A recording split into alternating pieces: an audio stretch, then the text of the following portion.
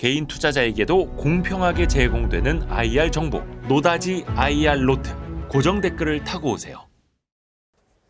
2023년 12월에 네. 나오셨었죠? 네. 해가 넘어가네요. 해가 넘어가네요. 아, 저희가 네. 격월로 하다 보니까 네. 매월 하면 좋은데. 예. 격월이 격월이 좋으시죠. 편하긴 해서. 네. 그래서 격월 이건규, 네. 2024년 2월 호입니다. 네. 우리 르네상스 자산운용의 이건규 대표님 오랜만에 뵙습니다. 예. 반갑습니다. 공교롭게도 오늘 저희가 2월 26일에 촬영을 하고 있는데 네. 코리아 밸류업 프로그램, 네. 기업 밸류업 프로그램, 그러니까 코리아 디스카운트를 해소하기 위한 방안이 이제 1차적으로 네. 나온 날인데 네. 저희가 뭐 야식 잡설 찍어서 이렇게 올리기도 했습니다만 대표님은 좀 어떻게 보셨어요, 내용?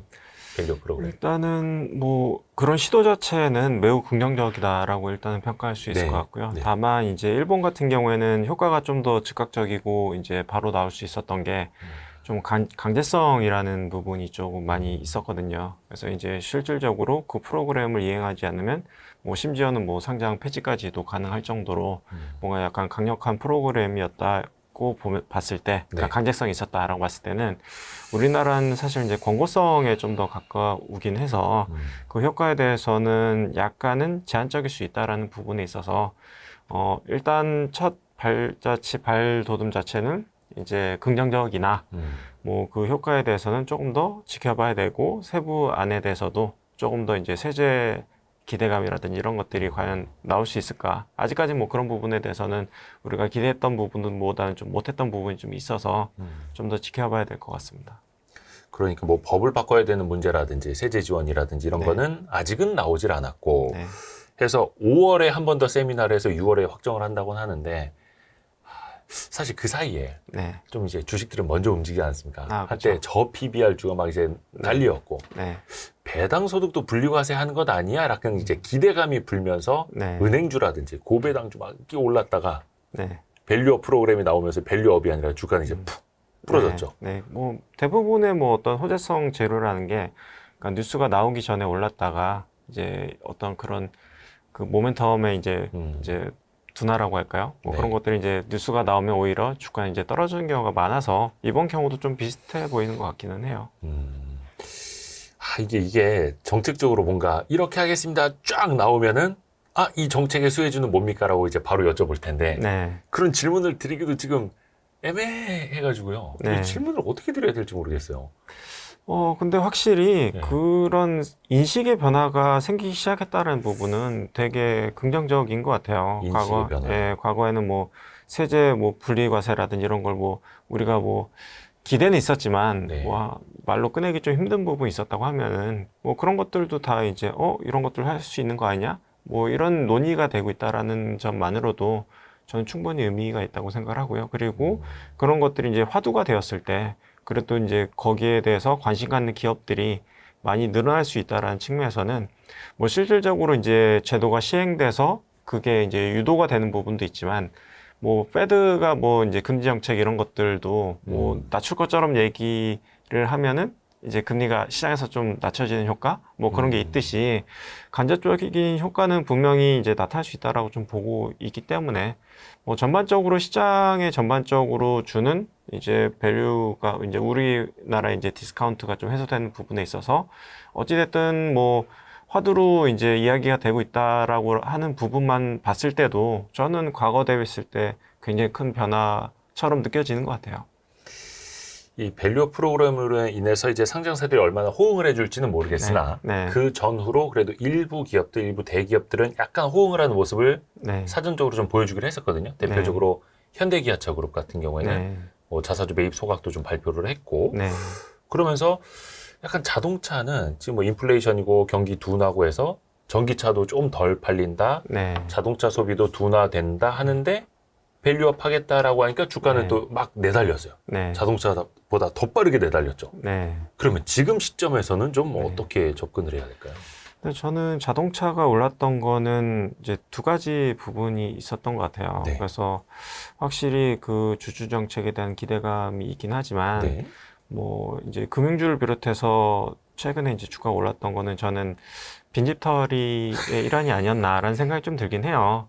워낙 이제 주식 수급이 이제 자동차라든지 이제 은행이라든지 기관들이 이제 갖고 있는 기관들이 없었던 거죠. 아, 많이 비워놨었는데. 네, 많이 비워놨었던 섹터인데 네. 주가가 오르니까 이제 급하게 아. 이제 채워야 되는 이제 그런 수요가 있다 보니까 그러니까 외국인들이 뭐 주기적으로 이제 빈집 처리 현상이 나타나는 이유는 뭐냐면 외국인들이 막 정말 그걸 찝어서 엄청나게 좋게 봐서 산다라기보다는 그냥 이런 것들도 사야겠네. 그냥 전체적인 시장을 사다 보니 뭐 금융도 사고 이제 뭐 물론 밸류업 부분도 있긴 했지만 자동차도 사고 뭐 이런 부분도 있었을 텐데 이제 국내 기관들은 그걸 안 갖고 있다 보니까 조금만 사도 이제 주가가 확 튀어버리는 그런 부분들이 있었다. 그래서 자동차가 올랐던 부분은 이제 그 부분도 좀 존재하는 것 같다라고 생각이 되고요. 그리고 밸류업도 프로그램도 분명히 영향을 줬는데 저는 그 효과는 이제는 조금 추가적인 상승을 기대하기는 조금 어렵지 않나라는 생각은 좀 들어요. 왜냐면은 어떤 테마가 나왔을 때 뭐 한 20에서 30% 정도 오를 수는 있지만 예. 그 이상 오르려고 하면은 결국에 이제 펀더멘탈의 변화가 있어야 되는데 결국에는 올해 이제 판매라든지 이익이라든지 이런 부분들이 저는 조금 여전히 좀 보수적으로 보는 부분이 좀 있기 때문에 뭐 만약에 이제 최근 들어서 20-30% 올랐다고 하면은 추가적으로 오르기에는 조금 이제 힘이 좀 붙이지 않을까라는 생각은 좀 드는 것 같아요. 일단 빈집털이, 그러니까 수급상 좀 공백이 있었던 것에 네. 좀 채워지면, 네, 채워지면서 빈집을 누가 네. 들어가서 이제 채워놓으면 네. 더 이상 가는 건 이제 무거워지는 거고, 네, 그때부터는 점점 진짜 그렇죠. 차가 잘 팔려야 되는데. 네, 펀더멘털로 이제 가야 되는 부분이 있는데 금융주도 특히 이제 은행 지주사 같은 경우에 최근에 많이 네. 오르지 않았습니까? 네. 또 이제 역시 배당에 대한 기대로. 네. 이것도 비슷한 빈집털이였을까? 아니면 좀 다른 개념일까요? 그러니까 저는 이게 두 가지가 혼용됐다고 생각해요. 그러니까 저PBR 주가 오르면서 네. 이제 올랐던 부분, 아까 말씀드렸던 빈집털이 부분, 요 두 가지 부분이 혼합돼서 나타났다고 생각하고요. 네. 다만 이제 일본처럼 오르기에는 좀 한계가 있지 않을까라고 생각되는 부분이, 이게 우리나라는 이제 물론 이제 뭐 일본도 마찬가지긴 하겠지만 이제 자본 규제를 받잖아요. 금융업 같은 경우에는. 네. 근데 이제 마냥 퍼주기에는 자본 적정성을 맞추면서도 이제 주주 환원을 해야 되는 이 두 가지 부분을 다 충족시켜야 되는 부분이 있기 때문에 지금 시장에서 기대하는 만큼 그렇게 화끈한 정책을 금융주들이 펼쳤던 적은 사실은 없기는 해요. 네. 왜냐면 그 자본 적정성이라는 부분 때문이었거든요. 그래서 우리가 기대하는 것보다 조금 느린 속도로 갈 수는 있다. 다만 이제 방향성 자체는 맞기 때문에 그리고 여전히 저평가되어 있기 때문에 추가적인 상승 가능성은 열려 있긴 하지만 지금과 같은 속도로 계속해서 오르기에는 좀 자동차랑 마찬가지로 좀 단기적으로는 어느 정도 온 게 아닌가라는 생각은 좀 드는 것 같아요. 이게 금융주도 재작년이었나 언제였나 그 한창 뭐라 해야 되죠? 주주 환원 계획 네. 같은 거 이제 막 공시하라라고 네. 하면서 시장에서 막 금융회사들 막 압박을 했을 때 네. 그때도 주가가 쭉 한번 상승을 했다가 네. 그 후에 한번 또 훅 꺼졌다가 네. 이 항상 변동이 크잖아요. 그게 작년 초였을 거예요. 작년 초였나요? 딱 1년 전이에요. 1년 전에 이제 자산 매입 소각 이런 부분에 대한 기대감이 나오면서 이제 확 올랐었고, 근데 이제 자본 적정성 얘기를 바로 얘기하면서 바로 이제 급락했던 경험이 있었는데, 이번에는 얼마만큼 오래 갈지는 조금 더 지켜볼 필요는 있다. 근데 이제 그때랑 지금이랑은 조금 다른 부분이 어찌됐든 저 PBR에 대한 관심도라든지 밸류 프로그램이라든지 이런 부분에 대한 이제 기대감은 더 커진 부분은 있기 때문에 네. 조금 더 이제 그러니까 기업들이 금융회사들이 이제 그 주주 환원에 대한 생각은 좀 더 많은 편이에요. 제조업에 비해서 훨씬 많은 편이에요. 네. 왜냐면은, 어찌됐든, 이제 제조업 같은 경우에는 시클컬, 그러니까 사이클이 좀 있는 부분이 있고, 그리고 대부분이 이제 그 대주주가 존재하기 때문에, 네. 네. 그러니까 대주주들은 특히나 이제 제조업 마인드의 대주주들 같은 경우에는 회사의 돈 이꼬로 이제 약간 사금고 형태로 생각하는 부분이 좀 있거든요. 근데 이제 금융업은 또 이제 제대로 된 이제 주인은 없는 경우가 되게 많아요. 사실은. 그러니까 어떤 특정 과점 주주가 좀 없는 편이죠. 네, 그래서 이제 분산되어 있고 하기 때문에 전문 경영인 같은 경우에는 조금 더 거기에 이제 적극적으로 이제 주가 상승이라든지 주주 환원이라든지 이런 쪽으로 이제 관심을 가지면서 이제 그래야지만이 자기가 좀 연임할 수도 있는 뭐 그런 부분들과 연결될 수 있기 때문에 확실히 이제 금융업은 조금 다르다라는 생각이 좀 들고요. 그래서 거기에 대한 유인은 점점 늘어날 것 같다. 그리고 선례를 한번 우리가 봤잖아요. 그러니까 일본에서 오르는 선례도 한번 봤고, 네. 그리고 이제 메리츠 금융지주가 주가 상승한 것도 봤기 때문에 점차 제2의 뭐 일본은행 혹은 제2의 메리츠 금융지주가 되려고 하는 노력 자체는 늘어날 가능성은 높아졌다 이렇게 보여지는 것 같아요.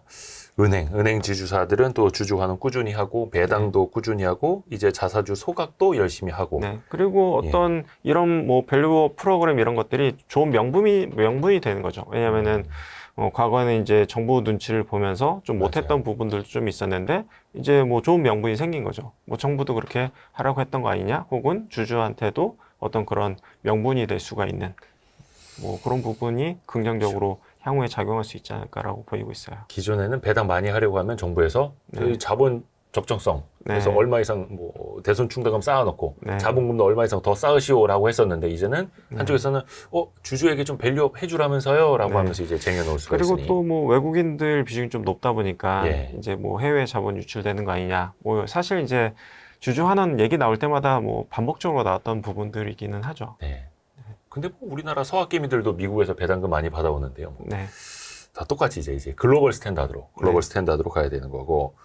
사실 요 며칠 사이 뭐 오래된 것도 아닙니다. 사실은 요 며칠 사이에 금융지주사들 막 많이 오르고 네. 야 이제 배당소득 분리과세하고 다른 기업들도 배당 늘리고 다른 기업들도 자사주 매입 소각 많이 하면 네.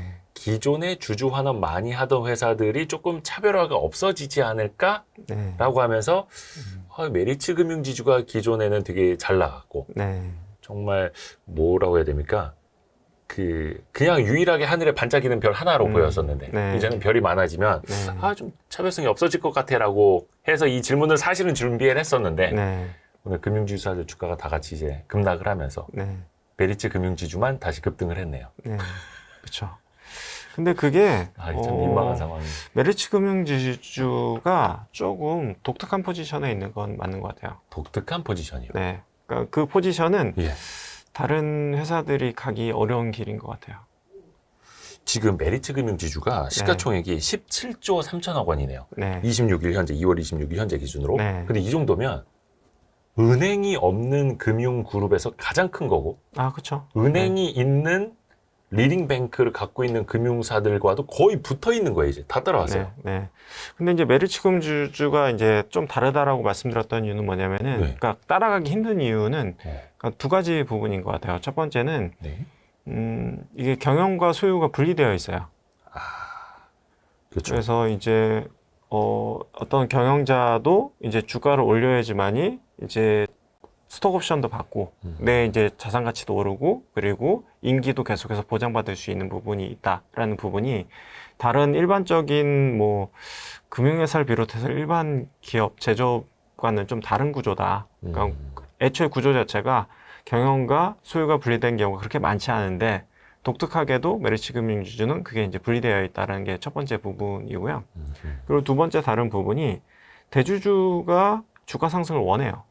그렇죠. 예. 왜냐면은 뭐 이거는 뭐 루머고 뭐 진짜일지 모르겠지만 뭐 메리츠 금융지주는 뭐 향후에는 뭐 시장에 좀 매물로 나올 수도 있고 뭐 이런 부분들도 좀 존재하다 보니까 그러니까 이제 주가를 좀 올리는 게 대주주의 니즈랑도 맞아 떨어지는 거죠.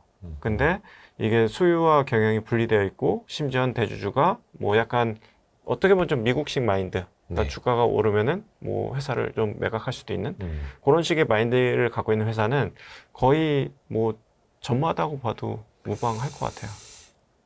조정호 회장이 네. 이제 그런 마인드를 갖고 있고 김용범 부회장도 어떻게 보면 이제 경영을 정말 잘하는 네. 경영진으로 이제 손꼽히는 이제 몇 안 되는 사람인 거고요. 근데 사실 소유와 경영이 분리되었다고 하는데 이거는 참 어려운 얘기인 것 같아요. 네. 대주주의 마인드도 그렇게 세팅이 되기 어렵고. 근데 이제 그게 뭐 항상 좋은 것만 있는 건 아니에요. 각각의 이제 다 장단점이 있기 때문에 그게 절대적으로 좋다라는 의미는 아니고 네. 메리츠 금융지주가 조금 주가가 좀 달릴 수밖에 없었던 이유는 그런 이제 내막이 좀 있지 않았나라는 생각이 드는 거고요. 그리고 이제 저는 제2의 메리츠 금융지주가 나올 수 있다고 생각해요. 물론 이 두 가지 예. 부분을 다 맞추긴 어렵겠지만 어찌됐든 이제 주가가 오르는 것을 이제 주주 환원 정책 그 중에서도 자사주 매입 소각이라는 부분이 강력한 주가 이제 그 부양 모멘텀이 될 수 있다는 부분을 우리가 이제 눈으로 확인했기 때문에 어떤 자사주 매입 소각 자체는 뭐 계속해서 늘어날 수밖에 없을 것 같다라는 생각이 좀 들고요. 그리고 그런 뉘앙스를 풍기는 기업들은 주가가 상당히 강할 수 있다라는 부분도 충분한 요인이 될 수 있지 않을까라는 생각이 드는 것 같아요.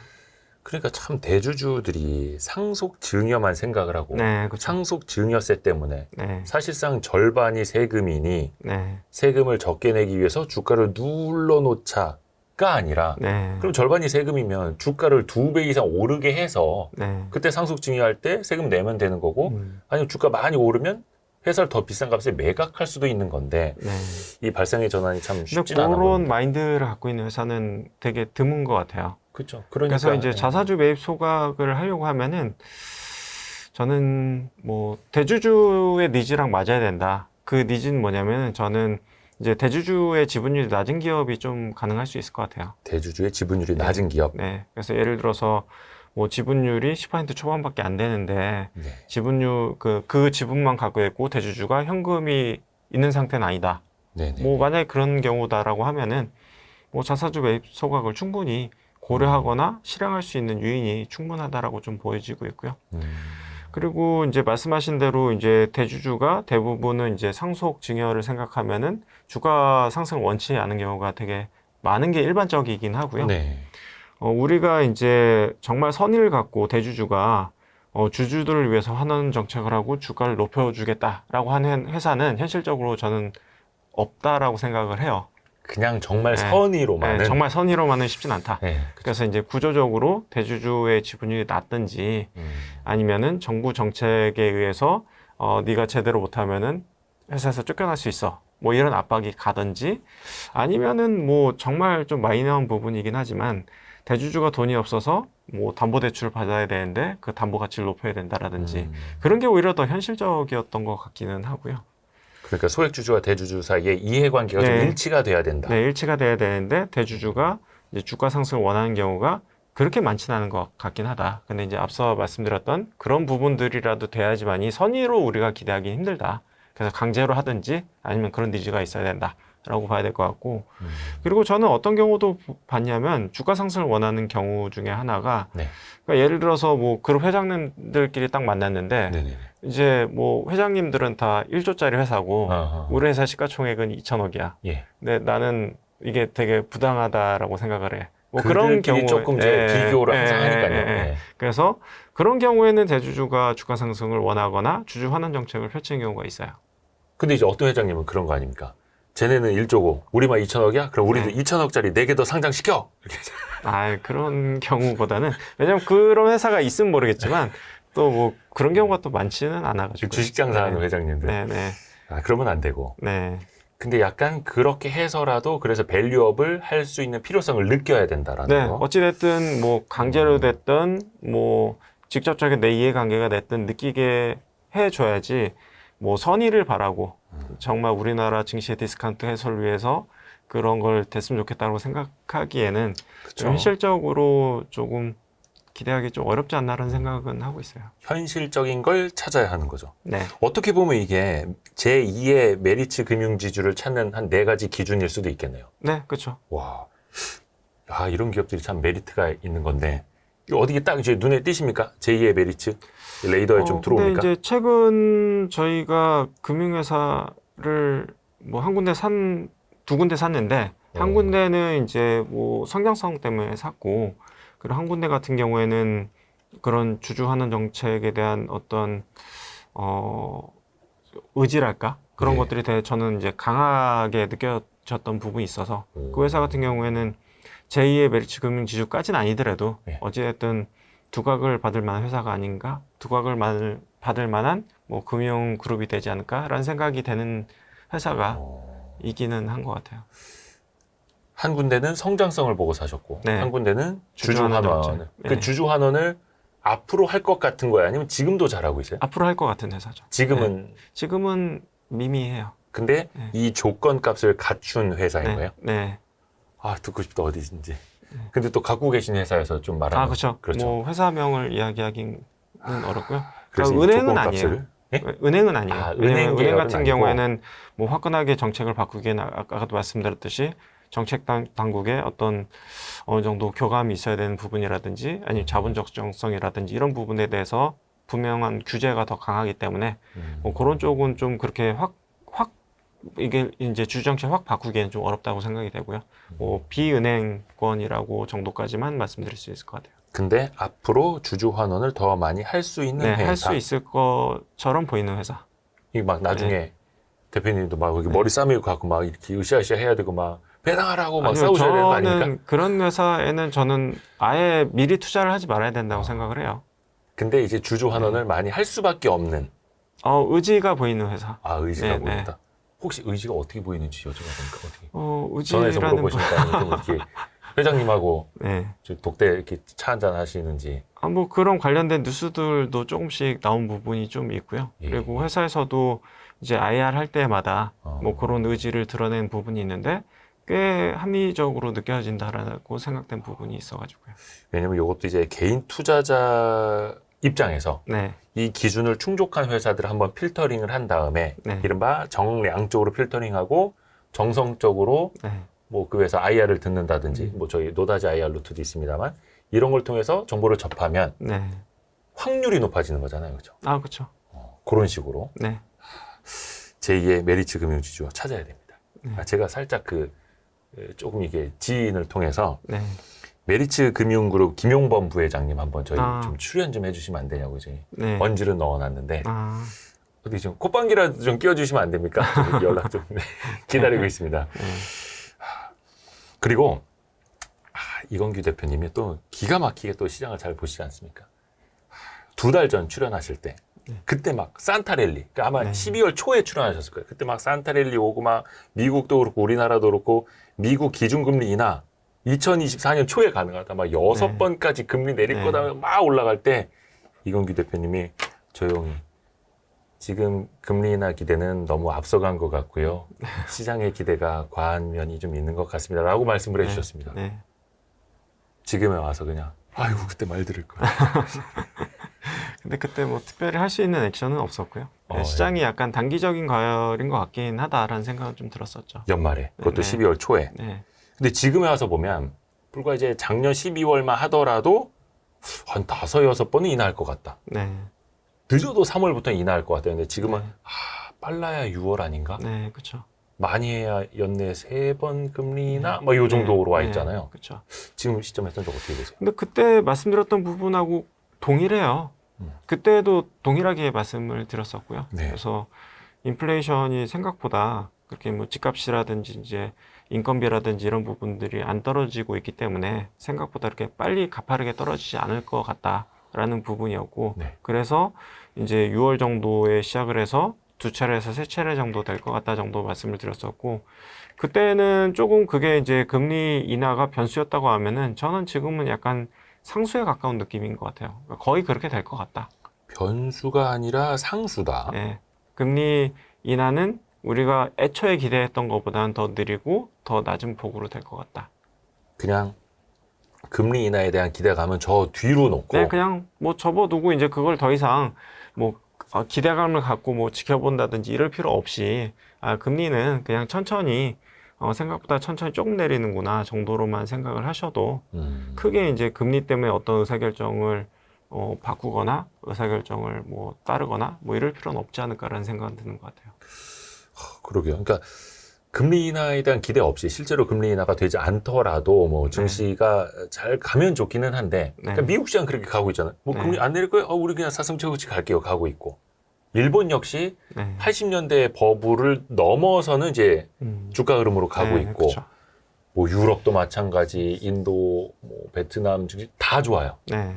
코리아만 빼고 한국에 참 눈물이 나려고 하는데 그래서 우리 입장에서 더더욱이 네. 뭐 좀 금리라도 변하거나 대외 경제 환경이 좀 나아지고 이거 계속 기다리고 있는 거잖아요. 네. 우린 너무 좀 답이 없어서. 근데 그나마 우리나라가 이제 그 AI 반도체를 갖고 있다는 게 저는 매우 다행스럽다고 생각을 해요. 그래서 향후 2년, 3년을 봤을 때 그래도 이제 성장에 대한 모멘텀을 갖고 있다고 생각을 하고 있고, 저는 이제 미국이 주가가 오를 수 있었던 부분은 그 빅테크 기업들, AI 관련된 기업들이 있었기 때문이라고 생각을 하고요. 먼저 이제 달려가는 게 맞았다라고 생각이 되고, 왜냐면 우리가 예상했던 것보다 AI에 대한 수요는 더 강하게 나타났거든요. 그래서 이제 뭐 HBM 관련된 수요도 우리가 기대했던 것보다 더 지금 강하게 나타나고 있는 상태이고요. 그래서 이제 미국하고 일본은 좀 나눠서 봐야 될 것 같아요. 네. 그러니까 일본도 이제 업종이 좀 좋아진 부분도 있긴 하지만 그 약간은 전체적인 디스카운트의 해소 부분이 좀 더 컸다라고 저는 주가 상승이 있어서 네. 라고 생각되는 부분이 있고요. 미국은 그 빅테크 때문에 올랐다라고 보여지는 부분이 있고, 우리나라가 덜 올랐던 부분은 그 레거시 디램, 전통 디램에 대한 수요가 좀 약했던 부분이 전반적으로 우리나라 산업에 조금, 그리고 이제 중국이 좀 부진했던 부분들이 뭐 그런 부분들이 좀 작용한 부분들이지 않았나라는 생각이 드는 것 같아요. 그래서 막 정말 억울하다라기보다는 좀 산업 구조상 좀 불가피했던 부분은 있다. 다만 기대를 가져볼 수 있는 부분은 어찌됐든 우리도 AI에 어떤 발이 담궈져 있다. 예, 반도체 부분이 있기 때문에 그 부분은 좀 다행스럽다. 우리나라의 전체적인 뭐 3년, 10년 뭐 산업 사이클을 봤을 때 굉장히 좀 다행스러운 부분이 아닌가라는 생각이 드는 것 같아요. 그 HBM 말씀해 주셔서 그런데 HBM 네. 관련주들이 사실은 꽤 강세입니다. 네. 가장 잘하는 하이닉스도 네. 많이 올랐고요. 네. HBM 관련된 소부장들도 역시 이제 같이 강세. 좀 조정을 막 그때그때 변동은 있지만 네. 그래도 뭐 긴 기간은 아니더라도 우상향 추세로는 가고 있죠. 네. 실제로 그 관련주들도 어떻게 투자를 좀 많이 하세요? 저희는 뭐 작년 하반기부터 해가지고 예. 이제 반도체는 꼭 가져가야 된다고 말씀을 드렸었고, 대부분 저희가 갖고 있는 반도체 주식들은 HBM과 어찌됐든 직간접적으로 좀 엮여 있는 기업들이 대부분이다라고 보시면 될 것 같아요. 아하. 그러니까 전통 그 D램, 네. 레거시 메모리보다는 네. HBM 쪽으로요. 네. 사실 이것도 아마 많은 분들이 지난해부터도 네. 그 수익률 격차로도 아마 많이 느끼실 것 같고요. 근데 지금 시점에서 사실 가격적인 부담이라든지 이런 네. 거는 아직은 느껴지질 않는 시기일까요? 근데 AI라는 부분이 네. 우리가 생각하는 것보다 더 빨리 확산될 수 있다고 생각을 해요. 왜냐면은 뭐 우리가 뭐 챗GPT뿐만 아니라 뭐 관련된 서비스가 일단은 이렇게 딱 눈에 띄게 딱 나타나는 이제 아웃라이어가 하나 나오면은 결국에 후발주자들이 이걸 따라가기 위해서 굉장히 많은 투자를 하게 되고, 네. 그리고 이 따라가게 되는 시기가 생각보다 이게 예를 들어서 20년 만에 나온 서비스다라고 하면은 네. 이게 비슷한 서비스를 나오기까지는 불과 한 6개월, 1년이면 또 금방 따라오는 부분이 좀 있거든요. 요즘 뭐 전쟁이더라고요. 네, 그래서 뭐 메타를 비롯해가지고 뭐 인텔을 비롯해서 다 뭐 AI 서비스 하겠다라고 하고 있는 상태이기 때문에 우리가 이제 저는 그런 느낌이 받아요. 그러니까 스마트폰이 맨 처음 나왔을 때 지금처럼 성장을 하거나 커질 것을 예상이 좀 어려웠던 부분이 있잖아요. 근데 나오고 나서 엄청나게 빠른 확산 속도 내지는 서비스의 질의 확산 뭐 이런 부분들이 나타났듯이 AI 같은 경우에도 이제 우리가 이 정도의 서비스를 이제 해줄 수 있을지 몰랐는데 하나가 이렇게 딱하니 나타났고, 그리고 다른 업체들이 그래 이거야 이쪽 방향으로 가야 돼 라고 너도 나도 뛰어들고 있는 상태이기 때문에, 그래서 우리가 기대했던 것보다 AI는 되게 빨리 우리가 서비스를 접하거나 손에 잡히거나 접하게 될 가능성이 높다. 그렇게 보면은 AI 반도체에 대한 수요도 그만큼 빠르게 증가할 수밖에 없다라고 보는 게 저는 합리적으로라고 보고 있기 때문에 AI의 확산 자체가 저는 생각보다 굉장히 빠른 속도로 될 것 같다. 그 부분을 말씀드릴 수 있을 것 같아요. 그래서 관련 기업들을 보는 눈높이도 네. 조금은 좀 높이 주가가 잡아놔도 좀 된다. 올랐다고 하더라도 예. 가져가지 않으면 안 되는 섹터다 이렇게 생각을 하고 있어요. 아마 HBM 관련주 적지 않은 관련주들을 차익 실현하신 분들 입장에서 약간 또 이제 배가 아픈 국면일 수도 있을 것 같아요. 네, 그래서 뭐 예를 들어서 특정 업체 같은 경우에는 지금 캐파가 풀로 돌아가고 있고 예. 주변에 이제 땅을 알아보고 있다고 하더라고요. 추가 증설하려고. 네, 추가 증설이 필요하기 때문에. 그래서 어디입니까? 아니 땅이요, 땅. 네, 아니 네. 땅 여쭤본 거예요. 뭐 땅이 어디인지 저도 아니. 뭐, 네, 그래서 뭐 그 회사 같은 경우는 이제 기판 만드는 회사인데 오. 그래서 확실히 수요가 강하구나. 기판이 HBM하고 연결이 되는. 네, HBM 관련된 기판 만드는 회사. 음. 그래서 땅을 알아본다는 얘기를 듣고서는 확실히 검사입니까? 수요가 아니요, 그냥 기판 만드는 회사. 아, 그냥 네, 기판. 네, 이 정도. 너무 깊이 들어가면 안 되니까. 그 또 하나가 이게 엔비디아가 네, 미국에서 이제 시가총액 2조 달러 네. 넘었었고 2조 달러면 우리나라 돈으로 2,600조 원이니까 네, 코스피 시가총액 다 네. 합쳐도 안 됩니다. 그렇죠? 네, 그렇죠. 대단합니다.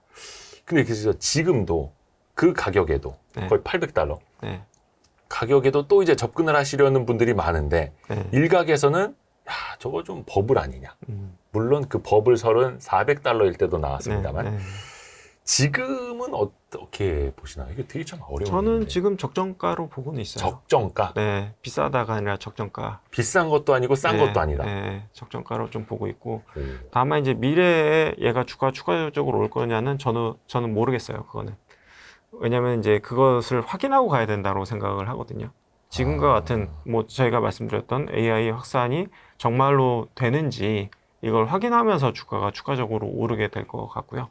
근데 이제 그 가운데 뭐 CXL이 됐든 뭐가 됐든 갑자기 뭐 어떤 다른 반도체가 나와서 그걸 뭐 좀 대체할 수 있다라든지 아니면 뭐 새로운 기술이 나와서 뭐 엔비디아의 칩을 좀 대체할 수 있다라든지 뭐 그렇게 된다고 하면은 엔비디아 주가는 지금 비싼 수준이 되겠죠. 네. 근데 그거는 저는 뭐 미래의 이야기이기 때문에 그거는 잘은 모르겠다. 다만 현재 AI 확산 속도 감안했을 때는 현재의 어떤 밸류에이션은 뭐 막 엄청 고평가로 보이진 않는다 정도까지의 생각은 드는 것 같아요. 야, 이게 참 어렵습니다. 그냥 밸류에이션 사실 계산도 잘 안 됩니다만 네. 이렇게 했을 때 야, 너무 많이 올라서 좀 부담스럽다라고 싶을 때 메타의 저커버그가 자기 어디죠? 인스타에 올렸나? HBM 아니고 그 GPU를 네. 34만 개를 더 오래 살 겁니다. 하니까 그렇죠. 또 이제 엔비디아 네. 뻥 갖고 네. 또 이제 이제 재료가 없나 싶으니까 챗 GPT에서 또 새로운 서비스 네. 나오고 막 소라 영상 근데 나오고 되게 놀라운 게 엔비디아는 이제 분기별로 서프라이즈를 냈는데 예. 정말 놀라운 수준의 계속 서프라이즈를 내줬기 때문에 예. 정말 이 속도라고 하면은 정말 그 정도 가격이 합리적인 가격으로 보이는 부분은 있고요. 그래서 그렇죠. 그걸 실적이 계속해서 나오니까. 뭐 확인하면서 가야 되는 부분인 것 같아요. 그러니까 지금 섣불리 아하. 이게 고평가다 저평가다 얘기하기에는 어떻게 보면 좀 미래를 맞추는 영역이기는 해서 근데 현재 상황에서 싸냐 비싸냐는 그냥 적정가로 보인다 정도로 말씀드릴 수 있을 것 같다. 확인하면서 가야 한다. 네. 그래서 지난번 그 2023년 4분기 실적 발표 때도 거의 전 세계가 계속 네. 이제 무슨 뭐 물가 지표 발표되는 것 마냥 네. 근데 금리 이제 결정 발표되는 것 저는 마냥 한 막 가지 지켜보고. 그냥 단순한 그냥 그 부분을 말씀드리면은 네. 예를 들어서 챗GPT가 지금 뭐 계속해서 진화하고 있고 네. 거기에 대한 투자는 더 확대돼야 되는 상황이고 챗GPT만 봤을 때도 네. 그리고 지금 유료 구독자도 지금 너무 그 유료 구독자를 지금 소화하기에도 힘든 상황 정도인 거이잖아요. 그 서비스 자체가 예, 예. 많이 버벅이죠. 그래서 이제 신규로 가입하기도 힘들고 혹은 이제 가입자 중에서도 뭐 하루에 일정 이상 쓰면은 그 조금 블럭이 맞아요. 걸린다든지 뭐 그럴 정도로 지금 수요가 지금 일부만 사용하고 있는데도 그런 거잖아요. 그런 거 감안했을 때는 확실히 수요가 더 많이 증가하는 게 맞지 않나라고 생각되는 부분이 있는 것 같아요. 그러니까 저희도 뭐 썸네일이나 이런 것 때문에 챗 GPT 막 이것저것 막 해보잖아요. 네, 너무 많이 이용했다고 네, 그렇죠. 밤 몇 시 이후에 다시 접속하시라고 해서 나 $20씩 내고 있는데 이거 내가 이런 취급을 받아야 되나? 근데 그만큼 오픈 AI도 자신들 그러니까 설비 투자 해놓은 게 이미 챗GPT만 봐도 그런데 네. 다른 업체들도 또 까지. 신규로 들어서고 하면은 거기에 대한 수요는 진짜 막대할 것 같다. 근데 이게 또 엔비디아가 몇 년치 실적을 또 땡겨온 건지 또 가늠하기도 어려운 네. 상황이어서 그래서 계속해서 확인하면서 네. 가야 한다. 네. 근데 분기 이거는 실적과 분기 가이던스를 확인하면서 가야 된다. 분기 가이던스까지 네, 그쵸 네. 중요하죠. 중요하죠. 근데 이 HBM 관련주도 특히 이제 국내 투자자라면 네. 포트폴리오에서 빼놓고 갈 수는 없다. 없죠. 네. 비싼 게 아니다. 네. 그리고 아까 뭐 잠깐 말씀 주셨지만 테스트 관련된 업체들도 저는 굉장히 좀 좋게 보고 있어서. 테스트. 네. 테스트면 어떤 반도체 네, 테스트 반도체 쪽. 테스트. 네. 왜냐하면 그 수요 자체가 계속해서 많아지기 때문에. 그렇죠. 그러니까 테스트에 대한 수요도 그 누적적으로 굉장히 좀 소켓이요? 아니면은 뭐 소켓이 됐든 네. 뭐 관련된 너무 깊이 들어갑니까 제가? 하여튼 그 HBM이 굉장히 생태계 자체도 많이 네. 바꿔 놓는 것 같고요. 네. 거기에 따라서 투자 지형도도 많이 바뀌었으니까요. 근데 이거는 계속해서 쭉 간다. keep going. 네. 그냥 계속 가져가야 된다. 그리고 근데 이제 네. 다만 분기별로 이제 주가 편차는 되게 그러니까 변동성 클 것 같기는 해요. 변동성. 네. 왜냐면 아까도 말씀드렸지만 엔비디아도 마찬가지지만 이제 반도체 장비 소재 업체들도 분기 실적과 분기 가이던스를 계속 나올 거기 때문에 거기에 따라서 주가가 계속 움직일 수밖에 없기 때문에 변동성은 감내해야 된다. 확실히 변동성 크다. 그렇죠. 근데 변동성이 클 때 약간 좀 스터디가 제대로 안 돼 있는 분들은 네. 조정받을 때 이제 털리기 쉽사. 네. 근데 스터디를 제대로 하시는 분들은 주가 조정받을 때 오히려 물량을 더 늘리기도 하고요. 이게 되게 중요한데 사실 그게 진짜 어렵죠. 어렵죠. 네. 진짜 어렵죠. 어렵습니다. 그래서 그 기업 IR이라든지 이런 것도 꾸준히 또 들어야 되는 거고요. 네. 일단 요것도 그래서 keep going. 근데 지난번에 나와주셔서 말씀해 주셨던 것도 keep 네. going 중에 네. 하나가 네. 대표적인 게 화장품이었습니다. 네. 그때 나오신 다음에 사실 조금 화장품주가 한두 달 조정을 좀 받았었어요. 네. 한두 달 전에 더 좀 길게 조정을 받았었죠. 근데 그때 네. 말씀해 주신 게 연말에 12월 초에 화장품은 들고 있고 네. 빠지면 더 사자 네. 라는 생각이라고 하셨는데 네. 그렇죠. 최근에 다시 실적 나오고 다시 또 이게 어퍼컷 나오더라고요. 네. 근데 이제 화장품 같은 경우에는 약간 시장이 약간은 방어주? 방어주예요? 예, 화장품이? 적인 생각은 좀 드는 것 같아요. 그러니까 시장의 테마가 막 득세를 할 때는 예. 주가 상대적으로 약하고요. 시장이 좀 약하거나 테마주가 좀 약해지면은 확실히 조금 실적의 안정성은 가장 보장된 기업 중에 하나라서 그래서 상대적으로 저는 뭐 방어주 역할을 하고 있다라고 저는 보고 있고요. 이게 실적의 안정성이 있다. 그러니까 실적이 꾸준히 찍히고 네. 우상향도 하고 있고. 네. 우와. 근데 이제 화장품에 있어서 한 가지의 변화 사항이 있다고 하면은 변화가 있어요? 네. 그 미국하고 그러니까 미국하고 일본 중심으로 지금 수출이 되고 있는 상태인데 네네. 그러니까 미국은 그러니까 미국에서 수입하는 중에서 우리나라 포션이 계속 증가하고는 있지만 네. 아직까지는 증가할 폭이 많이 남아 있는 걸로 보이기는 하거든요. 네. 근데 이제 일본 같은 경우에는 전체 수입액 중에서 이제 우리나라에서 수출하는 금액이 한 40에서 45% 정도가 돼요. 그러니까 이미 거의 절반 정도가 수입하는 거의 절반 정도가 한국산이라는 얘기거든요. 그러니까 일본에서 수입하는 화장품 가운데 네. 거의 한 40, 45%가 네. 한국산 화장품이다. 네. 그 말인즉슨 그래서 최근에 이제 뭐 좀 가격 경쟁이 조금 일어날 듯한 분위기가 좀 연출이 되고 있는 것 같아요. 네. 일본에서 한국산 화장품끼리. 네. 그래요? 네. 그래서 이제 미국에 주력하고 있는 화장품 그리고 이제 일본에 주력하고 있는 화장품 이렇게 봤을 때는 아무래도 좀 미국 쪽이 조금 더 투자하기에는 괜찮은 것 같다는 생각이 들고 실제로 주가도 그렇게 좀 차별화되는 모습을 좀 보이고 있어요.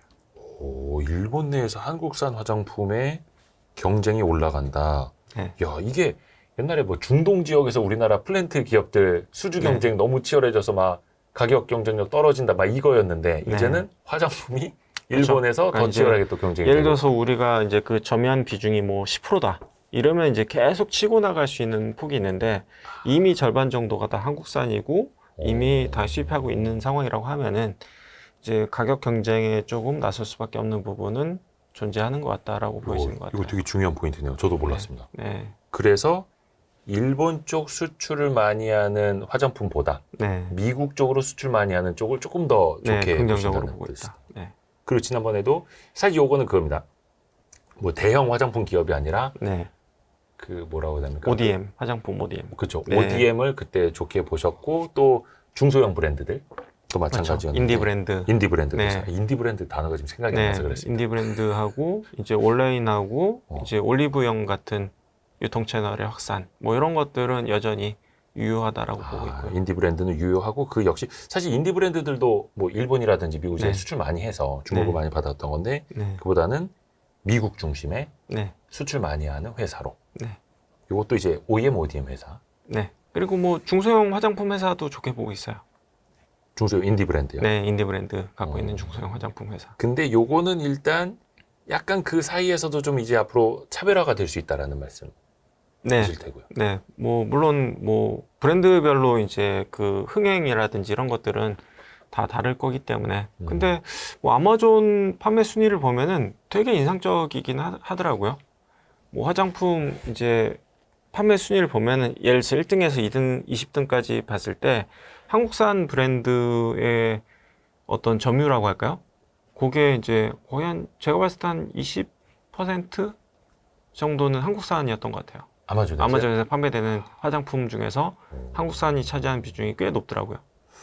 근데 요것도 그러면은 화장품 뭐 관련주도 비상장이긴 하지만 뭐 코스알엑스 같은 회사가 코스알엑스. 예, 그 요즘 광고 많이 나오더라고요. 예, 그 회사가 뭐 페이셜 부분, 네. 페이셜 케어 부분에 1등 차지하고 있더라고요. 오. 뭐 물론 이제 순위야 뭐 실시간으로 바뀔 수 있긴 하지만 네네네. 그래서 이제 거기에 이제 올라가는 브랜드들 같은 경우에는 뭐 굉장히 좀 주목받을 수 있는 그리고 뭐 비상장 회사 같은 경우에 뭐 조선미녀 뭐 이런 브랜드 같은 경우에도 꽤 높은 순위를 유지하고 있더라고요. 아하. 그래서 오히려 이제 미국 쪽을 네, 예, 미국 쪽을 조금 더 타겟팅 잘하고 있는 회사들 위주로 봐야 한다. 이 역시 계속해서 가져가는 거고요. 네 계속 가져가고 있죠.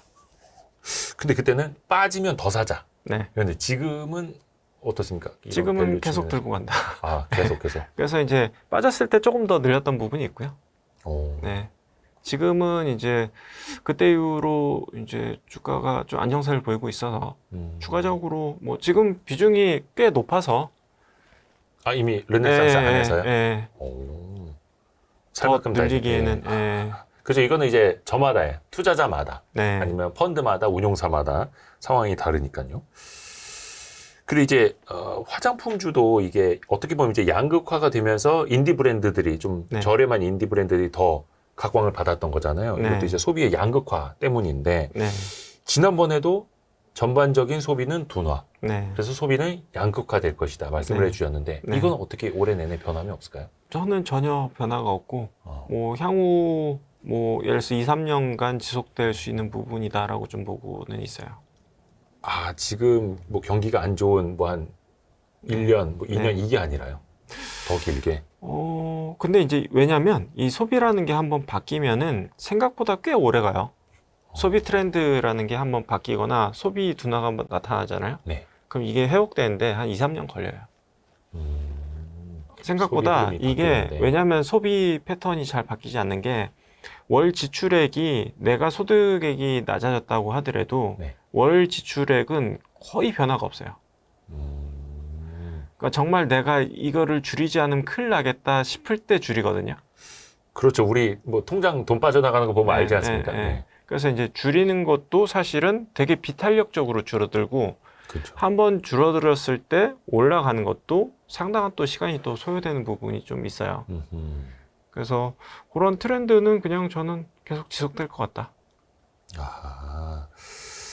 그래서 소비 트렌드가 큰 틀에서 변하지는 않을 것 같고. 네, 그래서 뭐 최근에 뭐 알리익스프레스나 뭐 테무 이런 쪽이 네. 소비가 엄청나게 증가하고 있는 게 싸니까. 그 영향이 좀 있다. 저가 소비가 늘어나고 있다. 예쁜 쓰레기가 온다고 하는데 네. 그래도 일단 한국에서 막 만 원에 되게- 사도 2천 원에 되게 파는 합리적이에요. 가격만 놓고 네, 보면 가격만 그렇죠? 놓고 보면 합리적이고 뭐 무료 배송했다가 물론 이제 뭐 한국에서 구입하면 좋겠지만 근데 동일한 제품인데 예를 들어서 뭐 특정 뭐 유통몰에 가서 사는 거랑 네. 테무에서 사는 거랑 가격이 많게는 10분의 1 가격 10배 차이가 나거든요. 물론 이제 정상품이 온다면. 근데 똑같은 상품이에요. 네. 그래서 이제 그런 것들을 감안했을 때는 네. 확실히 그쪽이 늘어나는 게 트렌드는 맞는 것 같다. 그래서 계속해서 어차피 이제 투자하는 사람 입장에서는 소비 트렌드를 봐야 하는 거고 네. 돈의 흐름을 봐야 하는 거니까요. 네. 그 틀에서 화장품도 인디 브랜드 그리고 OEM, ODM 쪽으로는 네. 특히 이제 미국 쪽 수출로 네. 쭉 이어질 것이다라고 보시는 거고요. 그리고 이제 미국 쪽 판매 순위를 보면 이렇게 쭉 올라가는 애들이 있어요. 인디 브랜드들 중에서 그런 것들 좀 주목하면 좋지 않을까라는 생각이 들고요. 미국 쪽 판매 네. 순위요? 네, 아마존 판매 순위 검색을 해보면 아하. 네. 이거는 그래서 조금 우상향하고 있는 기업들 네. 체크 위주로. 또 하나 이게 지금 뭐 자동차도 앞에서 여쭤봤고 금융주, 뭐 반도체, 화장품 좀 여쭤봤었는데 네. 올해 좀 뭔가 새롭게 조명을 받을 만한 섹터, 네. 어려웠었는데 조금 개선되는 섹터 좀 찾아볼 네. 만한 거 어떻게 좀 눈에 띄십니까? 근데 작년부터 제가 얘기 드렸던 거는 이제 반도체랑 화장품이랑 방산 말씀을 드렸었고요. 네, 그 아이디어는 여전히 좀 유효하게 보고 있고 네. 올해 내내도 그 세 가지 섹터를 가장 메인 섹터로 가져가게 될 것 같아요.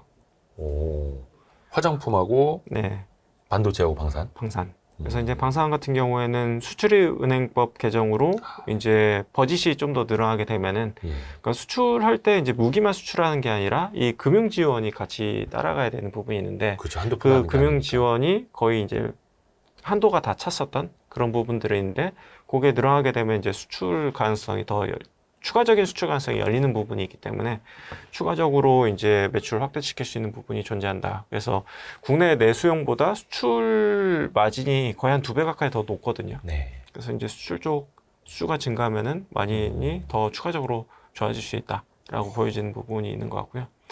그리고 최근에 저희가 이제 포트폴리오 변화를 보면은 그 세 가지 업종이 거의 한 80%, 90% 가까이 차지하고요. 르네상스 자산운용 포트폴리오 안에서요? 네, 화장품, 방산, 반도체가요? 네. 대박 났네. 아니요, 그렇진 않고요. 자랑하시는 네, 겁니까? 아니, 네, 아니 뭘 그러니까, 자랑하면 되죠. 그러니까 업종이 이제 네. 그쪽 업종 중에서 또 막 많이 오른 게 있고 덜 오른 게 있기 때문에 어. 저희 뭐 전체적인 포트폴리오가 막 그렇게 막 생각하시는 것만큼 뭐 이제 특정 몇 개의 종목을 주가 상승을 보고 이제 생각을 해서 그런 부분이 있는데 이 섹터 안에서도 또 이제 종목별로 있으니까. 특정 몇 개 이제 회사는 네. 주가가 엄청 많이 올랐지만 또 이제 그만큼 주가 못 오른 종목도 있고 해서 또 겸손해 네, 그 이제 좀 혼합해서 봐야 되는 부분이 있고요. 그리고 저희가 그 밖에 갖고 있는 아이디어를 보면은 아까 말씀드렸던 그 금융업 중에서 네네네. 이제 뭐 좀 제2의 메리츠. 성장할 수 있는 예. 이제 뭐 약간 보험 뭐 이런 쪽에서 좀 성장이 좀 많이 나오는 애들이라든지 아니면은 이제 주주환원 정책이 가능한 회사들이라든지 뭐 그런 쪽에 이제 포지션을 가져간 부분이 있었고 그리고 최근 2개월 내에 추가적으로 편입된 게 제약회사가 하나 편입이 됐어요. 오? 제약이요? 네. 원래 그 좋아하시는 바이오 회사 네, 있었잖아요. 그 회사는 그거 말고. 가지고 있고 예, 여전히 예. 가지고 있고 예. 뭐 추가적으로 제약 쪽에서도 이제 좀 옥석가리기가 되는 건가라는 생각이 좀 들긴 하더라고요. 또 괜찮은 애는 또 괜찮아요. 전통적인 제약사인데 어떻게 신약 개발까지 하는 회사인가요? 그 회사 같은 경우에는 전통 제약회사인데 라이센스 인해서 판매를 하고 그리고 이제 뭐 이제 안구건조증이라든지 뭐 이런 쪽에 이제 제품을 하는 회사인데 그래서 최근에 이제 공장 설립도 거의 다 마무리 단계에 있어요.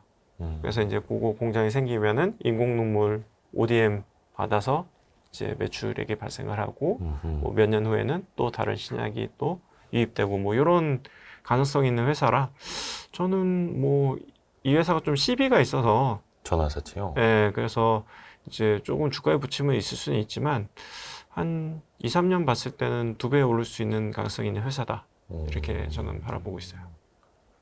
예전에 그 안구건조증 그거 많이 팔아서 유명한 회사가 있었는데 어딘지 까먹었다. 그 회사가 이 회사입니까? 아니면 여기 그 신규 회사 아이템이에요? 아니에요. 예, 그 회사 원래 이제 그 안약을 파는 회사이긴 한데 네네네. 말씀하시는 회사는 아닌 것 같아요. 그러니까 저도 네. 예전에 한번 들어봤었는데 그 회사는 아니고 예, 전통적인 제약사에다가 뭔가 라이선스 인 네. 해와서 해서 뭐 추가적으로 매출액이 발생할 수 있고 그리고 공장을 설립하면은 내년부터는 그 공장이 가동이 되면서 추가적인 매출액이나 이 업사이드가 나오는 회사다. 아하. 요거는 이제 어떻게 보면 실적 가시성이 보이는 네, 예, 그런 그렇죠. 접근이겠네요. 네, 그리고 앞서서 그 방산 잠깐 얘기해 주셨는데요. 네, 사실 방산도 투자가 어떻게 보면 되게 쉬워 보이는데 어떻게 보면 되게 어려운 것 같아요. 네, 전쟁, 뭐 우크라이나 전쟁이 2년 넘었고 전쟁 끝나면 이제 떨어지지 않겠어? 그리고 뭐 폴란드가 됐건 뭐 노르웨이가 됐건 이슈 하나 지나가면은 아 이제 더 나오겠어? 그러다가 조정을 받고 있는 갑자기 사우디, 네. 갑자기 로봇 인수 막 네, 나오고 네. 수출입은행 막 나오니까 네. 이게 되게 어렵더라고요. 이게 사실은 이제 예측도 안 되고 네. 그쪽 측면에서는 특히 이제 방산 기업들은 이게 기사화 되면은 계약이 깨질 수도 있으니 보안 네. 엄청 철저히 그렇죠. 하잖아요. 그 계약이 이루어지기 전까지는 발표를 못 하죠. 그래서 이게 그냥 막연하게 대한민국 이제 K방산 올라오고 있으니까 장기 투자해야지라고 하신 분들은 이제 승자가 됐을 텐데 네. 그 과정은 되게 어려운 것 같아요. 아, 이거 그 어떻게 보고 과정은 투자를 조금 어렵긴 한데요. 근데 이제 큰 그림을 보고 가야 될 것 같아요. 네. 어찌됐든 유럽 쪽에 전쟁이 끝나도 네. 뭐 나토 가입국들의 이제 무기 수요는 지속된다라고 보는 게 합리적일 것 같고요. 네네. 그리고 중동 쪽에 이제 국지전이나 이제 분쟁 발생이 더 많아지고 있기 때문에 중동 쪽의 수요도 계속해서 증가한다. 근데 만들 수 있는 국가가 되게 한정되어 있다.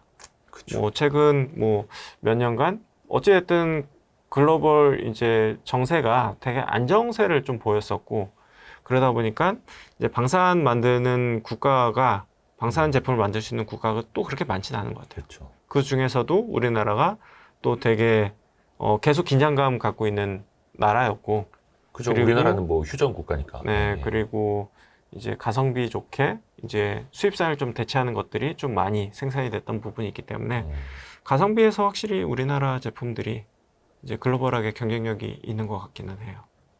이건 좀 엉뚱한 질문인데요. 네, 나토 얘기가 나와가지고 얼마 전에 트럼프 전 대통령이 네, 자기가 대통령 당선되면 네. 나토 국가라도 방위비 분담 제대로 안 하는 나라는 아, 네. 푸틴한테 시켜가지고 뭐 공격하라고 그러. 네. 약간 이제 막 상상을 할 수 없는 말을 내뱉었는데 음. 트럼프가 만약에 당선이 되면 방산주에도 뭔가 좀 어떻게 긍정적인 흐름으로 갈까요? 어떨까요? 사실 그건 잘 모르겠어요. 그래서 뭐 예측은 네, 안 워낙 되는데. 예측이 좀 잘 안 돼가지고 음. 다만 이제 한 가지 확실한 거는 2차 전지에는 조금 불리할 것 같긴 하다. 네, IRA 그죠. 법안에 대해서 뭐 계속해서 이제 수정이 필요하다라고 얘기를 하고 있기 때문에 뭐 확실하게 피해주는 있는데 뭐가 수혜를 볼지는 좀 아직까지는 가늠하기는 좀 어려워 보이는 것 같기는 해요. 수혜주는. 네, 요거는 이제 미국 대선이 이제 한 몇 개월입니까? 한 9개월 남았으니까 네, 그렇죠. 조금 더 우리가 시간을 두고 한번 찾아볼게요. 네, 그리고 이것도 궁금해요. 또 하나가 미국에서 이제 금리 인하 시점이 저 뒤로 밀리면서 네, 미국의 국채 금리가 쭉 다시 올라가지 않았습니까? 네. 10년물이 다시 한 4.3% 네, 이상 그쵸. 거기서 왔다 갔다 하고 있는데 네, 미국의 채권 금리가 이렇게 고공행진을 다시 거듭하고 있으면 네. 우리의 자산 배분 전략이 어떻게 좀 달라져야 할까요? 어떻게 보세요? 근데 이제 큰 틀에서 뭐 미국 자산을 좀 갖고 있고 싶다. 네. 분산 차원에서. 그리고 이제 최근에 기업체 운영하시는 분들이 그런 제안을 많이 받더라고요. 미국 국채가 예. 4%대 나오는데 이제 거기 관련된 상품들도 되게 많이 나오고 가입을 좀 고민하고 있다라고 하는 분들이 좀 꽤 보이시더라고요. 회사 여유 자금으로 네, 왜냐면 뭐 회사는 뭐 엔화도 있고 뭐 달러도 있고 뭐 이렇게 이제 자금이 이제 융통이 되다 보니까 네네네. 그거 논리내니 뭐 미국 국채 사는 거 어떻게 했느냐라고 물어보시는데 저는 괜찮을 것 같다라고 말씀드려요. 지금 이 값이면은 미국 채권이 너무 싸다라는 거죠. 아, 근데 이제 금리가 기대감으로 이제 빠졌다가 다시 반등한 상태인 거잖아요. 근데 어찌됐든 금리가 생각보다 늦어진 것 뿐이지 금리를 인상시키진 않을 거잖아요. 그렇죠. 예, 그렇게 감안했을 때는 뭐 지금 투자하시는 건 나쁘지 않은 것 같다라고 말씀을 드리고 있죠. 특히나 여유자 자금이라고 하면은. 여유 자금이라면 네. 그러니까 기업들도 실제로 그렇게들 좀 네, 하고 그렇게 많이 액션 하시는 것 같더라고요. 아하. 그러니까 거꾸로 생각하는 게 더 쉬운 것 같아요. 네. 금리 인하 언제 할지 모르겠지만 네. 그렇다고 해서 지금 금리 인상을 할 올리진 않을 거니까. 네. 거냐. 아하. 그리고 기대감으로 빠졌다가 지금 다시 원복한 상태이기 때문에 뭐 지금 정도면은 괜찮은 것 같다. 요게 그러면 주식 투자 전략하고도 어떻게 좀 상호간에 관계가 있을까요? 예를 들어서 근데 이제 저는 주식이랑 조금 자산 배분을 이건 이제 사람마다 다 다르니까. 네. 그러니까 예를 들어서 안전자산 뭐 40%에 뭐 공격적인 자산 60%, 뭐 요런 이제 기초적인 자산 배분이 있어야 된다고 생각하고요. 그리고 그 안전자산 내에는 또 뭐 달러도 이제 포함될 수가 있어서 네. 거기에 따른 전략에 따라서 이제 매매를 하면 될 것 같다라는 생각이 좀 들고요. 그리고 저는 이제 주식에 대해서만 주로 많이 이제 저의 생각에 90% 이상이 이제 주식에 좀 한정되어 있다 보니 뭐 거기에 대한 강력한 아이디어를 드리긴 좀 어려운 것 같기는 해요. 금리 인하, 참. 중국에서 금리 인하가 네. 단행이 됐잖아요. 네, 되게 시장에서 많이 기다렸던 사실은 이벤트이기도 했고, 네, 중국 경제가 원체 어려우니까 언제 하냐 했는데 최근에 네, 금리 인하가 한 차례 이루어졌죠. 네. 요거 자체는 어떻게 평가하십니까? 저는 나쁘진 않지만 네.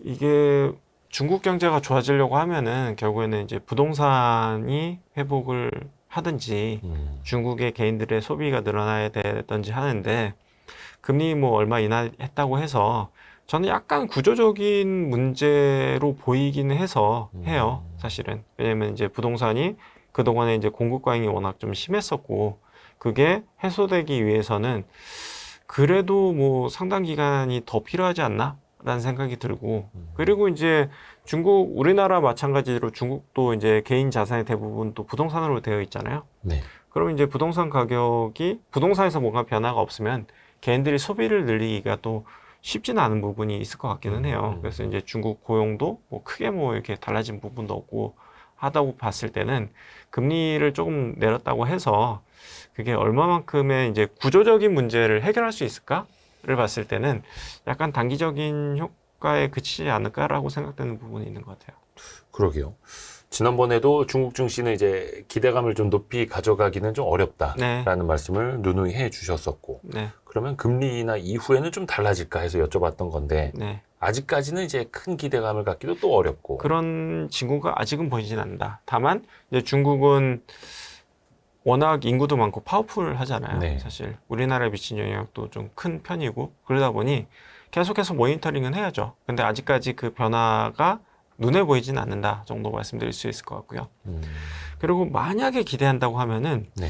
중국이 서버 투자를 본격적으로 한 지가 벌써 한 4년 3, 4년 됐어요. 그러니까 안 한 지가 네. 제대로 된 투자를 그러니까 투자를 진행시킨 적이 없는데 만약에 중국도 만약에 AI에 편승을 해서 투자를 한다. 서버 쪽에 투자한다라고 하면은 전통 레거시 D램이 되게 좋아질 수 있는 호재성 재료가 될 수 있거든요. 서버용 D램 같은 네. 거, 그러니까 네. 서버용 그 메모리 반도체. 네. 그래서 그게 되면 좋긴 하겠는데 아직까지 그런 징후는 전혀 없다. 다만 이제는 좀 다시 투자를 재개할 만한 때가 되지 않았나? 라는 생각 정도는 좀 드는 것 같아요. 근데 이거는 한번 그거 기대감으로 투자를 하진 않지만 지켜는 봐야겠다. 그러니까 우리가 미리 예상하고 투자를 집행해 놓는 게 아니라 네. 모니터링 하고 있다가 네. 그게 중국에서 되면은 엄청 좋을 것 같다. 만약에 중국에서 AI 네. 서버 투자 얘기 네. 나오면 그때부터는 어디로 가야 됩니까? 반도체. 반도체가 추가적으로 그러니까 날개 지금 하나로 날고 있거든요. HBM 하나로 날고 있는데 하나의 날개가 더 생기는 거죠. 그러니까 레거시 메모리 반도체까지도. 네. 지난번에도 그 중국 쪽에서 그래도 스마트폰 판매가 좀 올라오고 있다. 올라올 줄 알았는데 그랬는데, 생각보다 이제 올라오는 듯 하다가 좀 꺾였나요? 약간 옆으로 이제 좀 기고 있어서 네. 그럼 요거는 중국 어찌됐든 간에 전반적인 소비 상황하고 또 연계가 될 네. 수밖에 없으니까요. 네. 그래서 이것도 약간 우리가 더 기대감을 크게 갖기에는 아직은 어려운 것 같아요. 아직은 징후가 보이진 않아요. 그러게 항상 저도 항상 대담 말미에는 이 네. 중국 관련주들 어떻게 해야 되나요? 네. 중국은 언제 올라요? 이거 많이들 여쭤보는데 네. 딱히 뭐가 안 보이네요. 네. 왜냐면은 지난 한 2년 동안 계속 실망감만 줬거든요. 예. 그래서 그거를 뭐 섣불리 누가 좋다라고 얘기하기 힘든 부분이 있고 아까도 말씀드렸지만 부동산이라든지 소비 문제가 좀 구조적 침체로 가고 있는 것 같은 걸로 보여서 그게 그러니까 어느 순간에 확 돌아서기에는 힘들다라고 보이는 부분이 있거든요. 근데 역시 중국이 만약에 좋아진다면 네. 그래도 반도체. 그렇죠. 왜냐면은 우리나라가 중국에 파는 건 반도체밖에 없어요. 이제는. 네.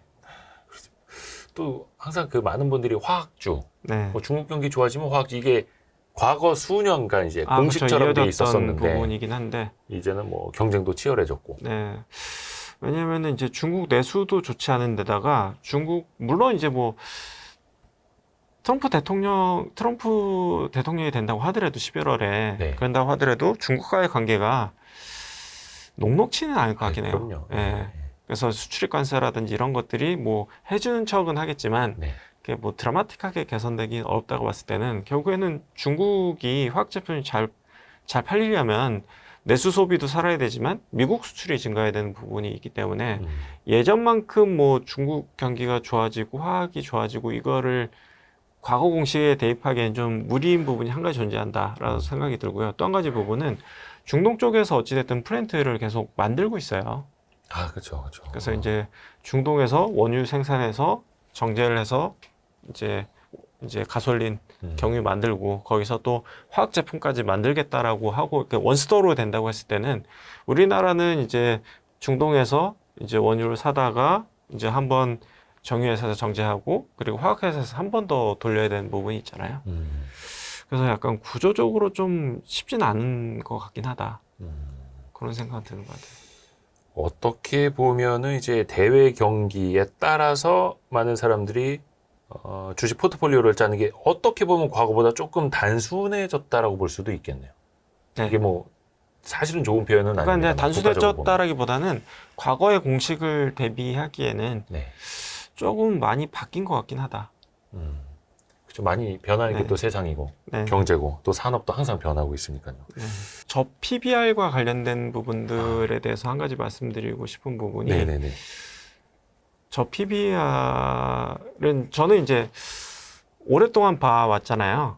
예. 그래서 저 PBR의 후유증이라는 부분이 조금 염려되는 부분이 있어요. 후유증이요? 예, 그래서 이제 일본 같은 경우에도 이제 밸류 프로그램 도입 이후에 이제 저 PBR이 먼저 올랐고 네. 그리고 시간이 지나면서 저 PBR은 오히려 약세를 보이고 고 PBR이 조금 상승세를 보인 부분이 있거든요.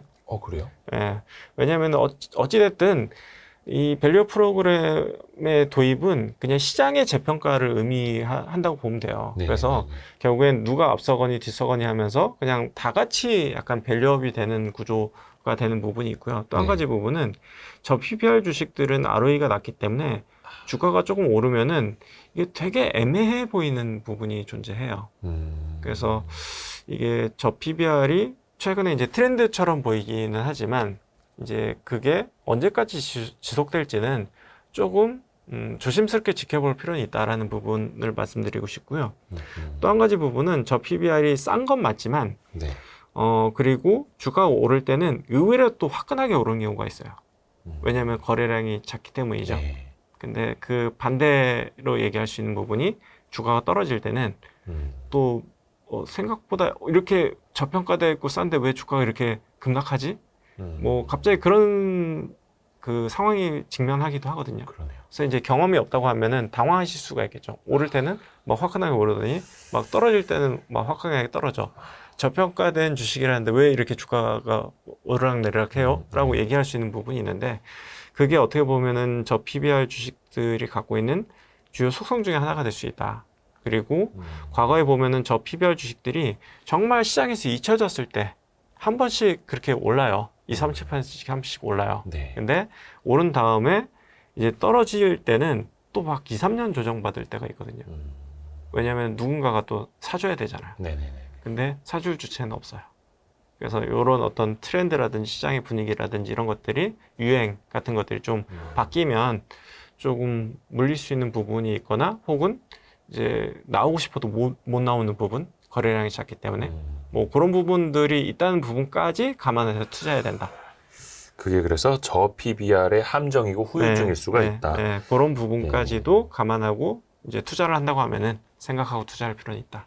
그래서 저 PBR뿐만 아니라 ROE를 높이는지, 네, 이익을 더 많이 내는지, 아니면 자본금이라도 줄이는지 네. 이것까지 같이 보면서 접근을 해야 한다. 네. 왜냐하면 이제 무차별적으로 오르는 경우가 있어서 그런 경우에는 결국엔 시간이 지나면 주가가 조금 조정받을 수 있는 여지는 분명히 존재한다는 부분은 알고 있어야 된다. 너무 테마성으로 접근하지 않았으면 좋겠다. 그렇죠.